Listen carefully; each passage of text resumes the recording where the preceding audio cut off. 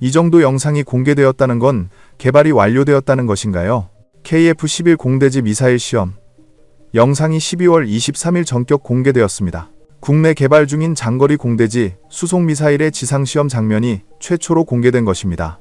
공대지 무기의 핵심인 바로 공중 무장분리 시험을 보여줬는데, 즉 레일 런칭이나 자유낙할 투바 시험입니다. 이 시험을 먼저 해두면 가장 위험하고 비용이 큰 기체 무장간 물리적 화완성 검증이 끝난다고 했습니다. 이후 남는 건 시간이 걸리긴 하지만 상대적으로 안전한 영역인 소프트웨어, 통합 임무, 컴퓨터 연동, 그리고 시탄 발사 시험입니다. 이 영상을 보고 네티즌들은 이미 개발이 완료된 게 아니냐고 물었습니다. 전문가들은 이번 시험을 통해 KF-11의 정밀 타격 능력과 무장 운영의 안정성을 입증하였다고 했습니다. 전 세계가 유독 이번 공대지 미사일 시험을 주목해서 보고 있는데, 그 이유는 한국이 예정보다 18개월 앞당겨 KF-21 블럭이 역량 개발에 속도를 내고 있기 때문입니다. 공대지 미사일이 완성되면 블럭이로 진화하게 됩니다. 또한 이 시험은 KF-11 블럭 1 수출과 직결된다고 했습니다. KF-11은 블럭 1과 블럭 2 사이의 기체 구조나 핵심 하드웨어의 대규모 변화가 없습니다.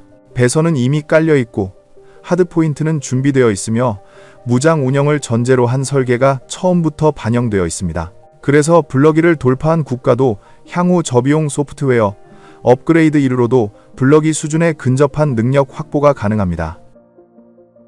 이건 마케팅 측면에서 굉장히 강력한 포인트라고 했습니다. 유럽산 전투기 라팔이나 유로파이터는 업그레이드 과정에서 레이더 기체, 미션, 컴퓨터, 추가 타겟팅, 포드 통합 등 고가의 하드웨어 추가가 필수였습니다. 그래서 업그레이드 비용이 기체 가격에 육박할 정도로 너무나 비싸 논란이 많았습니다. 사실상 전혀 다른 새로운 전투기를 사는 것과 같았습니다.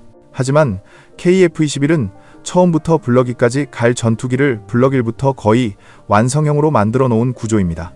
이번 블럭 2의 빠른 개발 소식에 폴란드는 또다시 거대한 계약을 준비하고 있습니다. 지난 7월 폴란드 매체 디펜스24는 폴란드는 한국산 차세대 전투기에 투자할 것인가라는 제목의 기사를 보도했습니다. 폴란드는 성능이 미성숙한 블럭 1이나 너무 먼 미래인 블럭 3 대신 블럭 2에 주목하고 있다고 했습니다. 폴란드는 KF-21 블럭 2가 F-35A와 F-15EX 타이푼사의 간격을 메울 수 있는 기종이라고 평가하고 있다는 것입니다. KF-21 블럭 2는 미국산 무기뿐만 아니라 유럽산 미티어 IRST 미사일을 통합할 수 있다는 점이 폴란드 공군에게 강력한 이점이라고 했습니다. 또한 폴란드의 지형적 특성상 KF-21의 작전 반경은 충분하며 기존 운영 중인 F-16보다 넓은 범위를 커버한다고 했습니다. 또한 한국은 유지 보수 및 부품 생산 기술 이전 등 파격적인 경제적 조건을 제시할 가능성이 커 폴란드 방위 산업에도 크게 기여할 수 있다고 했습니다. 폴란드는 KF-21 블럭 2가 개발되면 2개 비행대대 총 32대 규모로 도입한다고 했습니다. 그런데 블럭 2가 2028년 말에 완성될 줄 알았는데 무려 18개월이 앞당겨지면서 폴란드는 또다시 한국산 전투기 협상에 나설 것이라고 했습니다. 그런데 이번에 공대지 시험 성공과 함께 KF-21의 빠른 개발 속도에 가장 긴장하는 국가가 프랑스입니다. 프랑스는 독일, 스페인과 함께 유럽의 6세대 전투기를 개발하는 사업 FCAS를 추진해놨습니다. 사실상 프랑스와 독일이 주도하는 것이고 스페인은 하이 파트너였습니다. 그런데 전투기 설계를 프랑스 다수가 주도하면서 독일은 우리가 예산의 절반을 냈는데 왜 설계 주도권은 프랑스만 갖느냐고 따졌습니다. 이를 비롯한 정치 산업 구조 등의 문제로 2019년 이후로 6년 동안 아무런 진전이 없었습니다. 결국 참다 못한 독일은 최근 FCAS에서 빠지겠다고 한 것입니다. 양국이 2040년을 목표로 공동 개발해온 6세대 전투기 사업, 무려 162조 원짜리의 세계 최대 전투기 프로젝트가 독일 의회의 탈퇴 제안으로 자처위기에 처한 것입니다. 독일 방위 전문 매체 하르트풍크트는 지난 몇 주 동안 FCAS 프로그램이 종말에 가까워지고 있다는 징후가 강해지고 있다고 경고했습니다.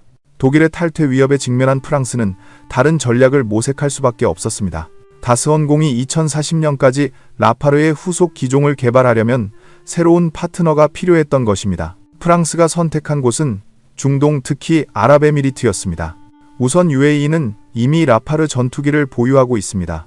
프랑스제 전투기의 성능과 운영 경험을 충분히 갖춘 국가인데다가 UAE는 막대한 오일머니를 바탕으로 방위산업에 대규모 투자를 아끼지 않는 나라입니다. 독일 수준의 돈을 낼 수 있다는 말입니다. 그런데 이미 UAE는 한국과 150억 달러 한월에 약 22종 규모의 KF-22 전투기 협력을 맺었습니다. 그럼에도 프랑스는 자신들과 6세대를 만들자고 유혹하고 있습니다. 하지만 UAE는 프랑스가 아닌 한국을 선택할 것이라고 했습니다. UAE는 지난 2021년 프랑스 라파르 전투기 80대를 도입하는 계약을 체결했고 한 대가 올해 1월에 인도됐고 나머지는 2027년부터 인도될 예정입니다. UAE가 지금 프랑스보다 한국산 전투기를 선택한 이유가 KF-21은 빠른 진화적 개발이 가능하다는 점이라고 했습니다. UAE는 지금 4세대 라파르 전투기를 들여오고 있지만 5세대, 6세대 전투기를 빠르게 도입하려고 하고 있습니다. 이미 한국은 KF-21 블록2 개발 일정을 기존 계획보다 18개월이란 앞당겨 놀라운 속도를 입증했습니다. 한국은 프랑스와 달리 속도에서도 앞서지만 업그레이드도 빠릅니다. 한국의 이번 일정 단축은 유럽 전투기 개발 역사를 기준으로 보면 단순한 일정 단축이 아니라고 했습니다. 사실상 비교 대상이 없는 사례에 가깝습니다. 유럽에서 전투기 개발은 전통적으로 느리기로 유명합니다. 그 이유는 대부분의 유럽 전투기는 다국적 공동 개발 구조이거나 정치 예산 군 요구 사항이 개발 도중 계속 바뀌는 구조이기 때문입니다. 가장 대표적인 사례가 유로파이터 타이푼입니다. 유로파이터는 영국, 독일, 이탈리아, 스페인이 함께 개발한 유럽의 상징적인 전투기입니다. 당초 목표는 공대공 전투로 물론 공대지 타격까지 수행하는 본격적인 다목적 전투기였습니다. 하지만 현실은 달랐습니다. 2003년 유로파이터는 공대공 전투 능력만 갖춘 상태로 우선 실천 배치되었습니다. 그리고 공대지 능력은 트렌치라는 단계로 쪼개어 나중에 추가하는 방식이 선택되었습니다. 결과적으로 정밀 공대지 타격 능력이 실제로 완성된 시점은 2015년 전후인데 다목적 전투기로 완성되기까지 무려 12년이 걸렸습니다. 프랑스의 라팔은 독자적으로 개발되었지만 개발 속도는 엄청나게 느렸습니다. 라팔 역시 초기에는 공대공 중심 능력만 확보한 상태로 전력화가 시작됐고 공대지 정밀 타격 능력은 F1, F2, F3 표준을 거치며 단계적으로 추가되었습니다. 완전한 다목적 능력을 갖춘 시점은 2010년에서 2013년 사이라고 보는데 무려 9년 정도의 지연이 발생한 것이었습니다. 단독 개발임에도 불구하고 예산 문제, 무장 통화, 무선순위 군 요구 변경이 반복되면서 속도를 내지 못했습니다. 이렇게 유럽 전투기는 개발에서 앞당겨진 사례는 거의 없고 지연되는 것이 일반적이었습니다. 공대공 능력 확보 이후 공대지 다목적 능력까지 가는데 10년 이상 걸리는 건 유럽에서는 예외가 아니라 기본값이었다는 것입니다. 반면 KF-21은 단일 국가 주도 체계 아래 공군 요구사항이 초기에 고정됐고 개발 시험 양산이 하나의 흐름으로 관리되었습니다. ADD 카이 공군이 개발 단계부터 함께 움직였고 무장 통합도 나중에 추가가 아니라 미리 준비된 단계 확장으로 설계되었습니다. 그래서 이 18개의 조기화는 단순한 숫자가 아닙니다. 이건 KF-21이 싸고 괜찮은 전투기를 넘어 납계와 성능을 동시에 지키는 신뢰 가능한 플랫폼이라는 증거를 하고 있습니다. 점점 전쟁이 많아지고 국제사회가 불안해지고 있는 가운데 수많은 국가들은 국방력을 강화하고 있습니다. 특히 이번 태국 캄보디아 전쟁에서 전투기의 존재가 얼마나 대단한지 깨달으며 경쟁력 있는 전투기를 빨리 도입하려고 하고 있습니다. KF-21은 폴란드 중동 동남아 국가들 사이에서 진지한 대안으로 거론되고 있습니다. 유럽 전투기 개발 역사에서 보면 KF-21 블록2의 일정은 빠른 정도가 아니라 기적에 가까운 성공 사례입니다. 지금 이 흐름이 유지된다면 KF-21은 대한민국 방산의 또 하나의 기준점이 될 가능성이 높다고 했습니다. KF-21은 미국, 유럽산 미사일을 모두 쓸 수 있으면서 새로 개발된 한국산 미사일까지 장착됩니다. 방사청은 올해 12월부터 2018년 12월까지 약 7천억 원의 예산을 투입해 KF-21의 공대지 무장 10여 종을 실제 시험 비행으로 검증할 계획입니다. 시험은 방사청과 공군 카이 ADD가 함께 협력해 실제 작전 환경에 가까운 조건에서 수행됩니다.